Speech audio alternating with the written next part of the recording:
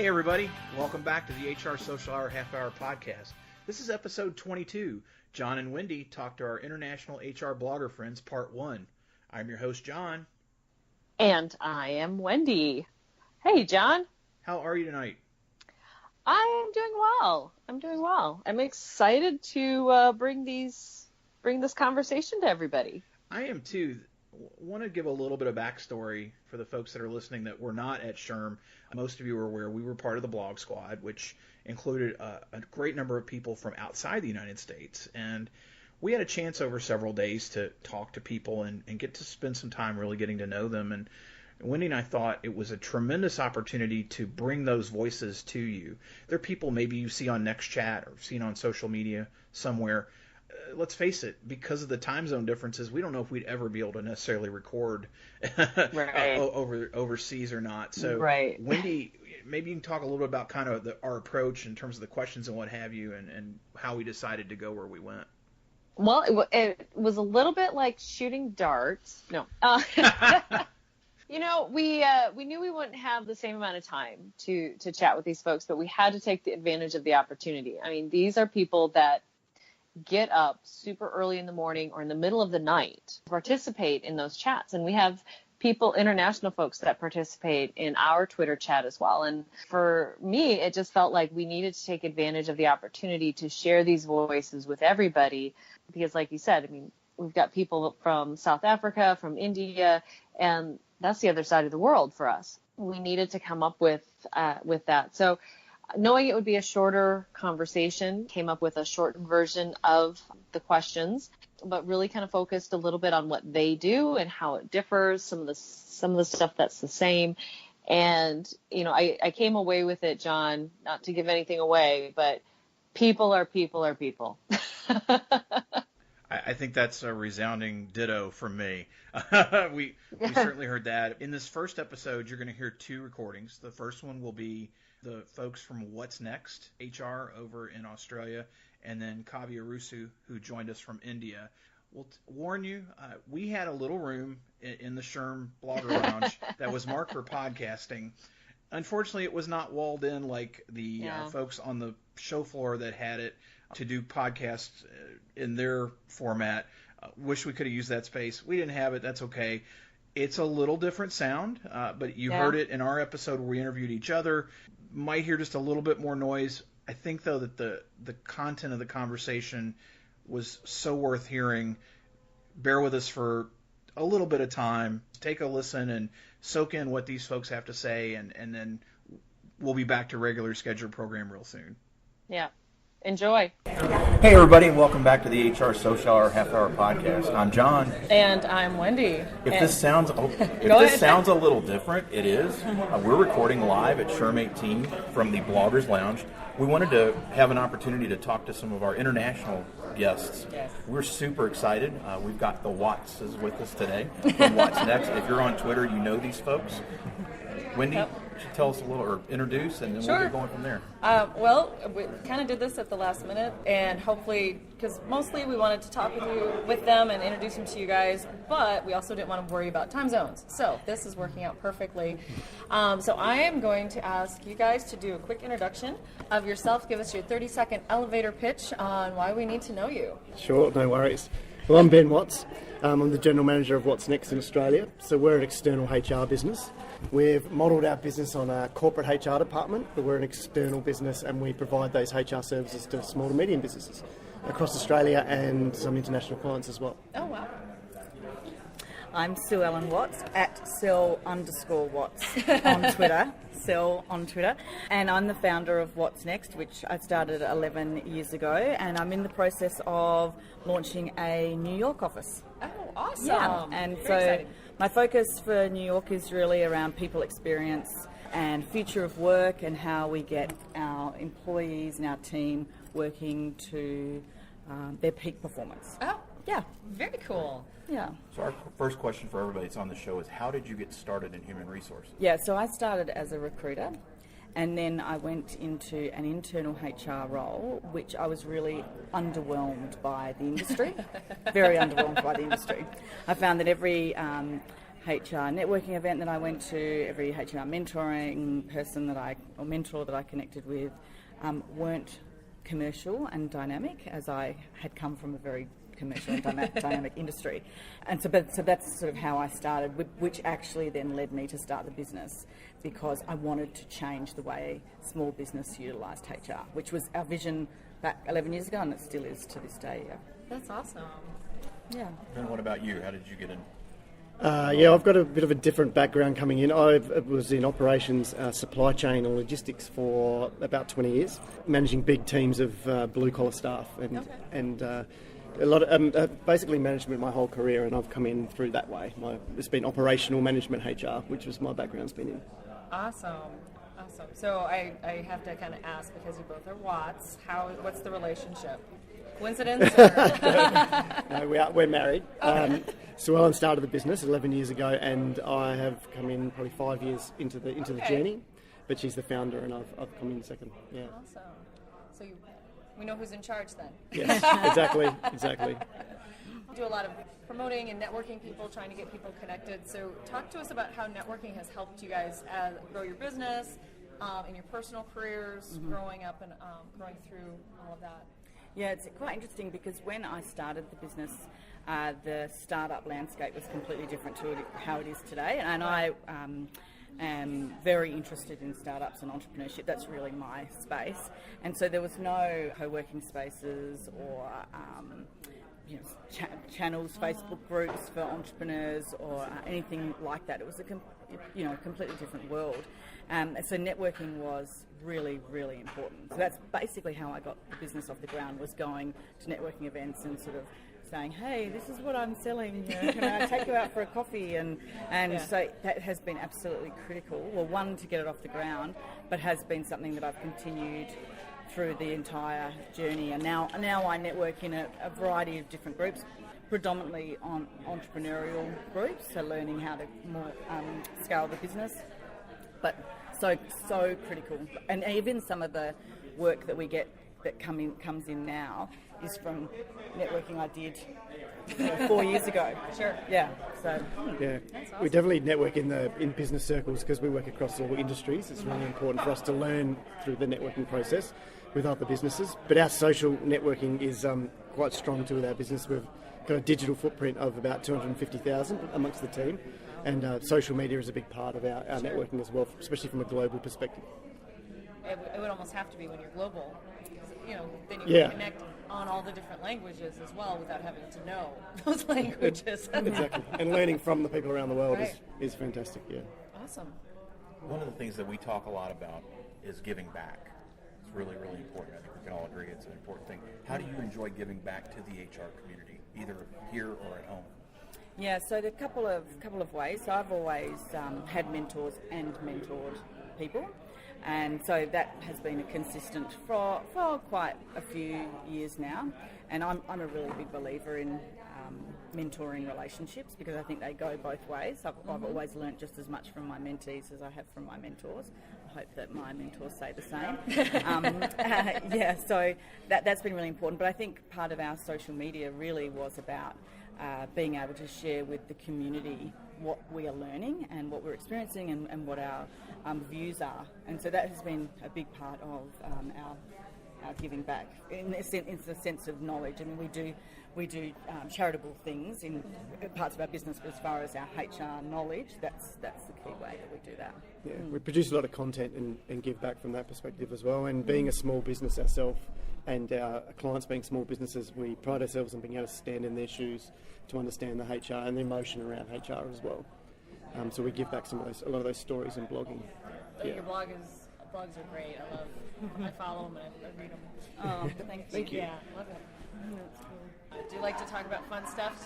This is, the opportunity to meet people, get to know them, and also meeting our listeners. And, if you're at a bar or something, you meet somebody, you ask these types of questions. So we need to know your favorite movie. Favorite movie? So mine's probably a toss-up between Ferris Bueller's Day Off and Weekend at Bernie's. Wow. Yeah, they're two of my favourites. So did you go to the art museum and do the whole Ferris tour? No, I didn't know it was around. Really? It takes, it's set in based Chicago. yeah. Oh, there you go. That was very So you have topical. to go to Didn't the even art realise. museum and, Yeah. I find this question so hard, but I immediately thought back to ones that I liked when I was younger, but I've decided I can't go past the movie that I'm watching with my boys over and over again at the moment, which is Wonder Woman. Oh, yes. Yeah, amazing, so good, it's very inspiring. So excited for number 2. Yeah, Started well, sharing pictures. I always get a bit nervous about it. Yeah, The second one, but yeah. How about your favorite musician or band? You know I know yours. Oh, mine's Pearl Jam. Yeah, Okay. Pearl Jam. I'm a bit of a tragic Pearl Jam fan from the 90s. I have a very eclectic taste in music, so my playlist consists of all sorts of different artists, and so I'm not one to like listen to one artist like the whole album or anything like that. So I don't know. Glorious. I don't even think I've ever listened to one of her songs. Yeah, so I don't know. I like to you know, just whatever mood I'm in at the time. Yeah. There you go. Yeah. A favorite TV show? Oh, I think ours is the same. $1 Million Listing New York. Yeah, $1 Million Listing New York. That's pretty much the only one I watch. No, we don't watch a lot of TV. Yeah. I don't even know what that is. It's like it's a real estate show in New York. Oh. Yeah. I don't- It shows you a whole nother world. I have no Yeah. doubt. I Yeah. have no doubt. Yeah. Well, because we're at SHRM18, what's been your favorite part of the conference so far? Oh, look. Firstly, it's this, you know, connecting Yeah. with the people, and that's what's been so great about being in the blog squad is that it's really easy to connect with Yes. people from all around the world. Certainly, that the community of SHRM bloggers, I think, is great. I'm always quite keen on what's the theme that I take away. So I always find for the last two, I sort of walked away and went, oh, okay, so this is the thing that we're really talking about now. And so I've been trying to ascertain what that is, and would you like me to share what I think it is Yes, so far? please. We're still a day and a half to go. Yeah. Oh, yeah, a day to go. The two things that I've really noticed: the concept that we no longer should be talking about millennials, and that it's actually just judgment and stereotyping. And so in the last 2 years, it's all been about how do we manage millennials. Like, you know, we've really been talking about millennials and generational differences, and this year it's all about, you know, do not mention the word millennials, you know, we're all people, and I really like that, and so it's a real shift. And the other thing, which I sort of felt from last year too, but I think it's being pushed again, is that, you know, at the end of the day, it's everyone's responsibility everyone is responsible for their own workplace experience, their own happiness, their own learning and development. We all need to step up. It's not HR's responsibility. It's not your boss's responsibility. Let's get rid of the drama. Let's just, you know, let's have proper conversations and all move forward. And I really like that. Yeah. Yeah. For me, it's the networking as well, just meeting everyone and learning. The global education is so important to us. We like to take tips back to the team and seeing where we're at from a development perspective, from a business, but also into our clients as well. This year, we're lucky enough to have a couple of clients come along as well, on their own, but meeting us here. We're not bringing them along, but spending time with them and seeing them go through this environment's been fantastic as well. Yeah, Awesome. It's been quite rewarding to see them get a lot from the conference. Sure. Yeah. And that kind of segues into the next question. Why come to a conference in the U.S.? I mean, there's obviously different laws and that kind of thing, but, you know, I find it fascinating to see all the international folks coming to the U.S. I mean, I would love to say, yeah, we're going to Sydney for a conference. See ya. Yeah. But it's you know, talk about that a little bit for us. Yeah, it really is the learning, the global learning that we always look to see, that what the upcoming trends are in the HR industry, making sure we're up to speed, but also getting a bit of gauge on where we're at as well in Australia. I think it's easy to be isolated away and be evolving things on your own, but sharing some of those ideas and seeing what other people are doing is really interesting for us. And I know a big part of our learning is always looking outside of the shores of Australia. Yeah. And it is actually quite different, not because we don't have any focus on benefits, so we don't offer benefits. Sure. I mean, the salaries are completely different, and so, you know, the big areas of focus here are things that we don't focus on at all, which is quite interesting. And obviously, the legislation is different. You know, I'm always interested in any capacity that my businesses is around what are people talking about, what are people doing, and as Ben said, where are we at in that? So how would I position us as far as, are we leading, are we behind? And it's really good from a personal and business branding perspective for us to be, you know, looking globally and doing those activities. When you talked about, Sue Ellen, the fact that you're now moving into the United States, and you talked about just a little bit. Can you tell us a little bit more in terms of the similarities and the differences? You mentioned the no benefits and comps. What else is significantly different? I found it interesting. You mentioned the millennial piece. I don't necessarily think about generational conversation outside of the U.S. That's my ignorance, you know, being in that. But can you tell us a little bit more about that? Yeah, sure. What you see? So one of the things I've found interesting, firstly, is so in Australia, I would say, you know, I own a HR consulting firm, and sometimes there's, you know, oh, so you're a recruiter. It's like, no, we're not a recruitment agency. Here, when I first sort of started to do my research and see whether I felt like I could start up over here, I would say I own a HR consulting firm, and it's, oh, so, you know, it's in benefits and payroll, and it's like, oh, no, I'm not doing any of that. Well, then what are you going to do?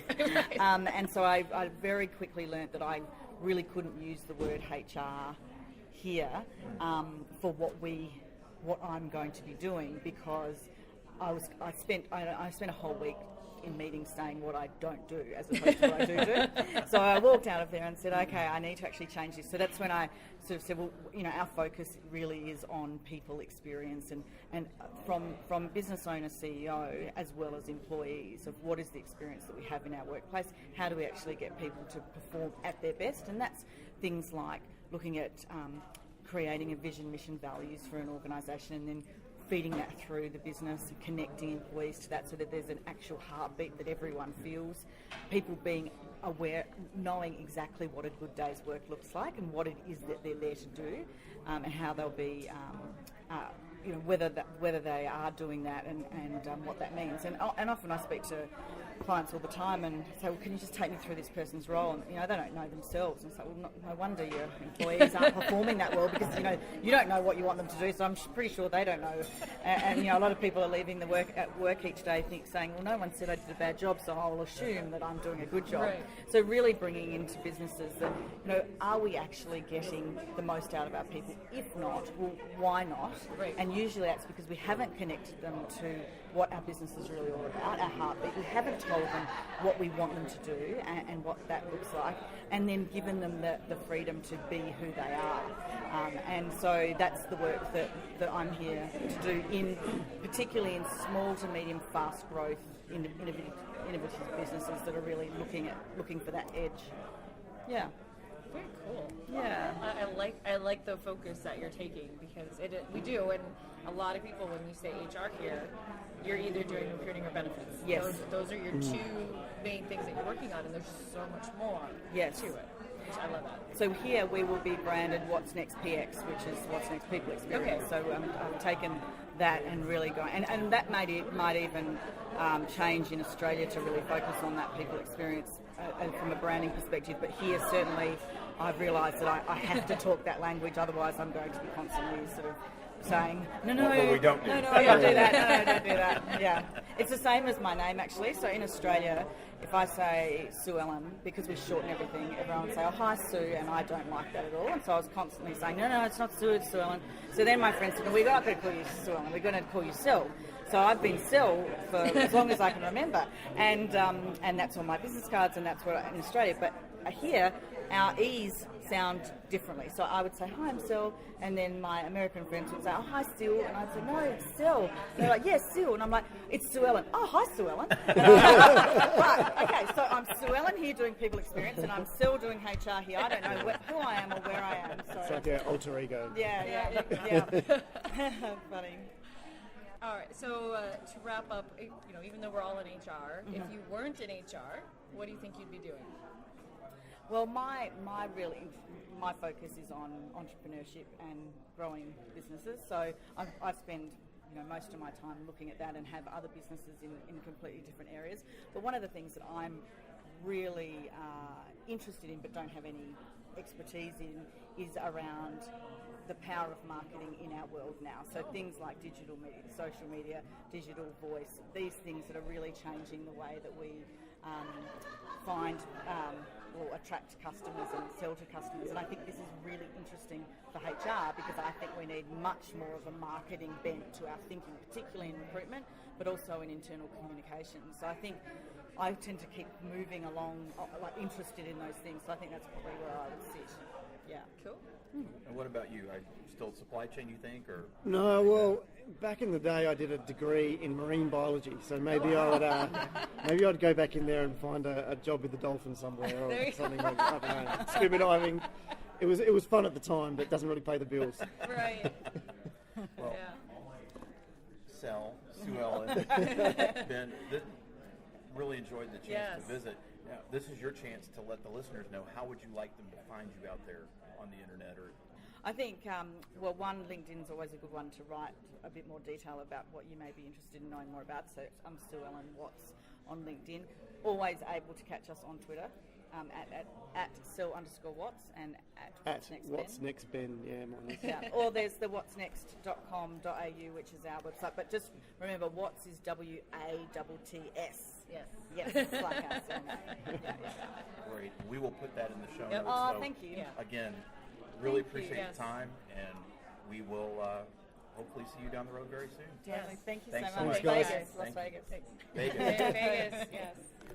And welcome back once again, folks, to the HR Social Hour Half Hour Podcast. Special recording live from SHRM18 in the Bloggers Lounge. Very, very fortunate to have Kavi Arusu with us now. Excited he is all the way here from India, and thought it'd be a great opportunity to get a chance to talk to him a little bit. Wendy, say what you would, and then we'll get started. Yeah, excited to bring our international blogger friends in. I think we'll be able to get most of them in, but happy to be and excited to be talking with Kavi, who brought every blogger a special gift that we will share. You're following us on Twitter. You have seen people posting our little magnetic pins with all of our blogger handles on it. So thank you so much, Kavi, for bringing those to us. So tell us a little bit about yourself. You had just mentioned that the meaning behind your name, and so would love to have you share that with our listeners, and then a little bit more about you. Okay, so hello everyone. My name is Kavi Arusu. It's a Tamil name. Tamil is a language spoken. Is a classical language spoken south of India. Kavi stands for poet, and Arasu stands for king. So my dad wanted. It's named after a very famous poet who was given this title. The story goes that my dad wanted me to be named after the poet, and my mom would have nothing of it. So they agreed on an in-between solution, which is okay. Let's give the title of the poet to him. So that's the story. I'm super glad and excited to be here. It's my first SHRM conference in the US. I've done several in India. I was the chief of learning for an organization in India for several years. A couple of years ago, I've decided to move out and try out a few things because I thought, and I still think, that I have far too many interests and didn't want to be constrained by a job. So I have an interest in writing, travel, photography, and a daughter who I wanted to grow up with. Oh, So, nice. which is why I jumped off 2 years ago, and I'm doing a few things that I like and enjoy doing. How did you first get involved in learning and development?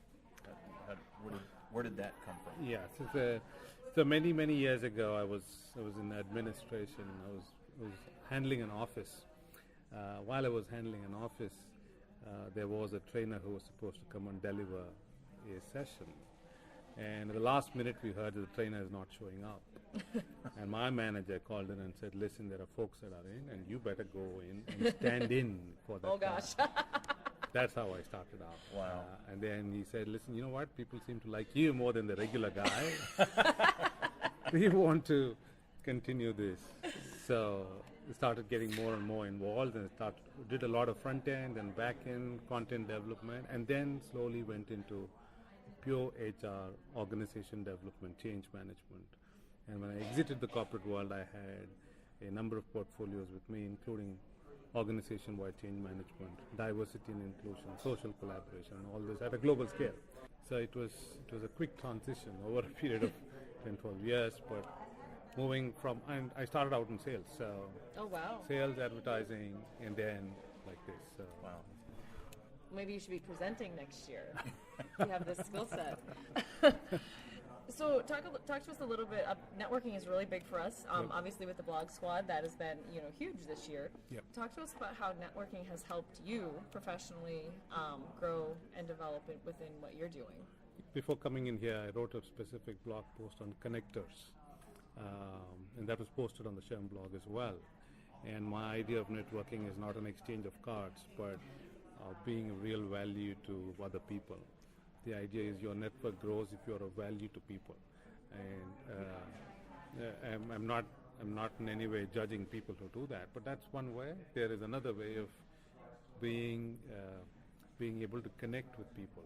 And being able to connect with people starts by adding the first question of how can I help you? What can I do for you? And when you approach it with that intent, and it's not a put on, but it's an intent. It's a real intent, and how can I help you? And when I start out with that, I find people connecting and networking far better, and the bonds are far stronger. Of course, it's not too many people, but the ones that you're connected with will do a lot for you. Yes. And that's perhaps at the root of several things that I do. And the second one is it also flows with your own personality. I'm not the one who's normally a vivacious, going around, slapping on the back kind of person, but I'm quite introverted. And my way of working is to work with a select set of people, whoever seems to work over a period of time. So this approach works for me, and that's how I have built my network across the world without conscious about the fact that I'm building a network. Sure. I'm trying to connect people and trying to help people. And that's proved very useful for me over time. Awesome. We also talk a lot about giving back within our profession. How do you like to give back to the HR and learning development community? What do you like to do personally there? Oh, quite a lot. In fact, I may not consider it as giving back because it's a way of life. When you write for the community, when you talk to the community, when you give time to the community, it's the biggest giving that you can give. So while that's one side, the other is to actively work with colleges and schools where they teach HR. In India, HR is taught as a proper MBA discipline, or it's a 2-year course. And I teach over there. I teach organization development and organizational change. And it's a lot of time. It means setting question papers, assessing assignments, etc., etc. It's a lot of time, but it's the only thing whenever the question comes up as to what do you invest in.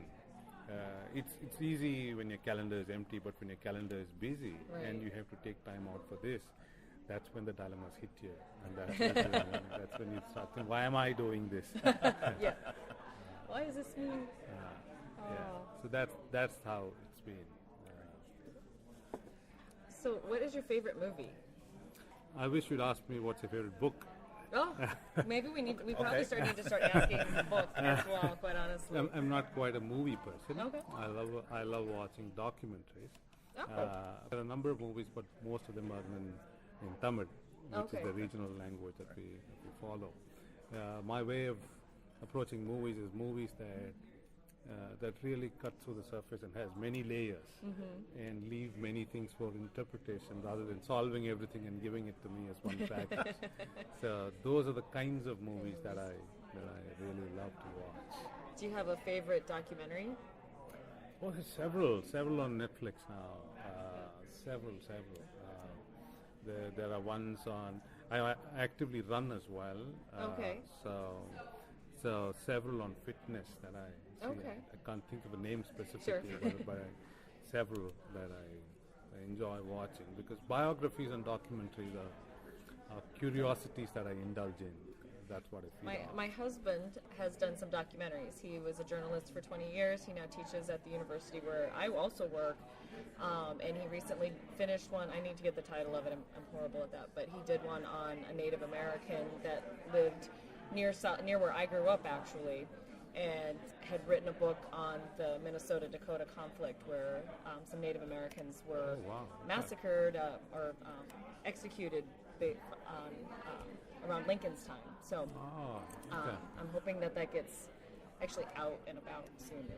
So let me know the title. I will. Yes, I will share that with you. So, how about your favorite musician or band? If you look at India, we have music directors, and those folks compose music for film, and films get popular. Bands are just about coming up. I'm still old school. So there are a few directors, music directors who I swear by, and whose music I enjoy. In fact, I'm big on music because there has to be music for me to play with the stuff that I play with. So those directors, when you say directors, is that instrumental music then, or it's a mix of both instrumental and. Whenever I'm working, it has to be just instrumental. Yeah. But at other times, it better have words as well. So I'm going to, and this is an assumption that if you don't like movies much, you probably don't watch much TV either. Yeah. So here we'll throw in one for you. What's your favorite book? There are books that have moved me and books that I continue to refer to. One such is the Clue Train Manifesto. Okay. The Clue Train Manifesto came out in 1997-98. And the Clue Train, C-L-U-E-T-R-A-I-N. Okay. And there's one particular catchphrase in that book which I completely adore, which is markets are in conversation. And it's a beautiful book which I refer to, and it's so very relevant for this age as well. The book predated the internet and kept talking about how much the internet will change us. Oh, wow. And there are theses in the book. It's a beautiful book, and if you haven't read it, I strongly recommend the book. And that line, markets are in conversation, really caught my attention, which means if I and you we get talking, and if Wendy just listens into the conversation, there is a market in our conversation. Oh, So if you take it to a Twitter or if you take it to a Facebook, what do? You, as much as I go and look at what people have put up, I also go and look at what are people saying to what they have said, and there is a conversation that's on, and the real market is there. So the Clue Train Manifesto is a personal favorite because of the fact that it just predated the internet. Sure. And it talked about things from a very different perspective.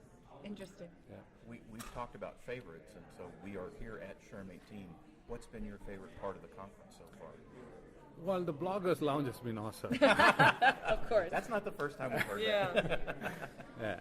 So if I were to go back to the Clue Train Manifesto and the markets are in conversations, there is one set of conversations that happen based on what you hear, and that's precious. So if an Adam Grant is speaking, well, I have heard Adam Grant before. I have looked at his YouTube videos. I by and large know his thought train. But it's important to see what are people saying to what he said from stage. And that's precious. And that kind of denotes what's the intellectual curiosity of any conference you go to. It's not what happens from the stage, because the stage is a function of who you can attract. But what people talk about, whoever you have attracted, and what kind of exchanges happen, that is precious. So several lunch conversations with complete, I didn't know them, we just got started sitting at the lunch table and saying, hey, which session did you go to? What did you like about that session? And then those conversations are really precious. Of course, Adam Grant's session was really cool, but more than that, how people process it was important. Right. Why come to a conference in the U.S.? I know there's, SHRM in India. So. Yes.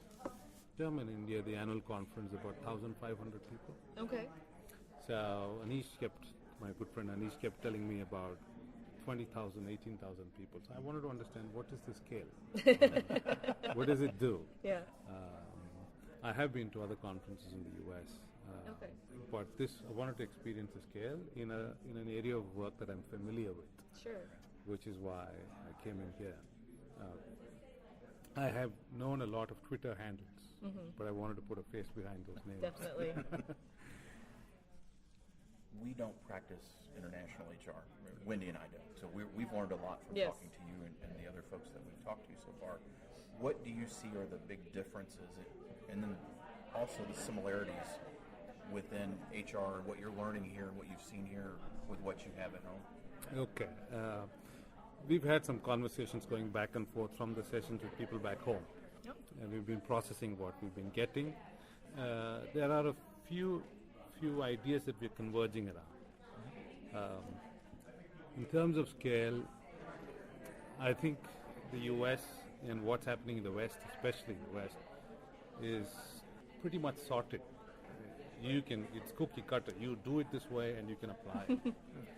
In terms of just the complexity, I think India and Asian markets generally, the sheer scale of complexity involved is far, far greater. Oh, interesting. Far greater than what we found here. And several of what's being discussed here, I can't take back and apply. And it's going to mean looking at what's coming in from here, and the context there is completely different. Wow. Plus, the existence of many contexts within the geography. It's much, much more complex. Wow.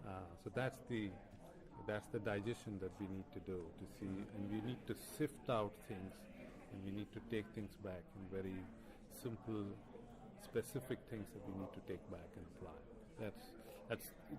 That's a 30,000 feet view. If you drill it down, greater conversation happening in Asia especially, and the conversation is Western models may not work for us, and we're hearing that louder and louder and louder. It says it's good to have the Western model. Think about it, but that's not the be all and end all. Sure. We have to evolve our own models along with what's there. We're not going to disparage and throw them out, but we need to see, okay, that's one line of thought, but for our context, how do we apply that line of thought? So there is an active conversation that's on. So which is again another interesting way of looking at why we need to engage and go to the root of what we find here, so that we can take back, because the thinking that's happened here has something else at its roots, and it's being practiced in a particular manner. And we are most of us are also clear that over the years, when you evolve practice, several things would have gotten off why something was thought of in a particular manner. And we want to go down to understand why was it thought of that way, and see what we can apply back home. I think getting down into that why of why you're doing this practice here, kind of like digging that in, and there's certain elements in that. And for all of us, is my team going to buy this, or do we need to think? Are they going to like this, or do we need to figure out how to use it? But the complexity over in Asia, I can understand. Yeah. It's just it's fascinating to. It'll be interesting to see. Encourage you to write a follow-up blog post on that. How are you implementing some of the things that you've learned to fit into the Asian market? So that's awesome. Yeah. Cool. Finally, Kavi, if you were not in HR, what do you think you'd be doing? I was not in HR. Well, learning development. Sorry, I saw HR and but no, if you weren't like learning development, that kind of thing. A friend of mine wrote a book where he talked about why it's important not to limit yourself by the discipline that you embrace. Yes. And I love the idea so much, because the moment I say I'm in HR, it means I'm not in marketing. It means I'm not in finance. And therefore, I think it's important for us to consider ourselves as humans who have different capabilities. I have a capability in HR, which I am exercising now, but at the same time, I'm not going to limit myself saying I am in HR and therefore not in something else. Sure. I love that. Because it is limiting. Yeah. Several times people ask you, what do you do? And I struggle to come up with one answer. What do I do? Well, there are a number of things what I can do. Tell me, what do you want to hear? Right. I love travel. I love photography. I love quiet. I love writing. So there you go. There you go. Yes. There you go. The Poet King. Well, Kavi, we're so happy that you could join us. Again, it's been a tremendous conversation. And Yes. how can our listeners find you online? What's the best way to reach you? My Twitter handle is _KAVI. There is an underscore that goes before the name. We will add that to the show notes. Yes. So, Okay. Again, Kavi, thank you for joining us. Yes. Welcome to SHRM18 and again for taking part, and we look forward to seeing you again. Yes, Yes. thank you so much, and wishing all of you the very best. Yes. Thank you. Hope you enjoyed those conversations with the What's Next folks and Kavi. We'll be putting their contact information in the show notes. Wendy, what's the best way for our listeners to reach you? As always, best way to find me is on Twitter. I am Windle93, or on my blog, mydailyjourney.com. Daily is D as in dog, AILEY. And as always, fourth Sunday of each month, 7 p.m. Eastern Time on Twitter for the HR Social Hour chat. How about you, John? You can always find me on Twitter, John, Jon_Thurmond, THURMOND. Always on LinkedIn. If you'll send me that personalized note, I'd appreciate it. If you have a comment or question about the show or monthly chat, send us an email, hrsocialhourpodcast@gmail.com. You can also always find us on Facebook. If you search HR Social Hour, would love to see more of you join there because I know a lot of you are on Facebook, and we do share some different content. So definitely give us a like there, and you'll see what we're doing there.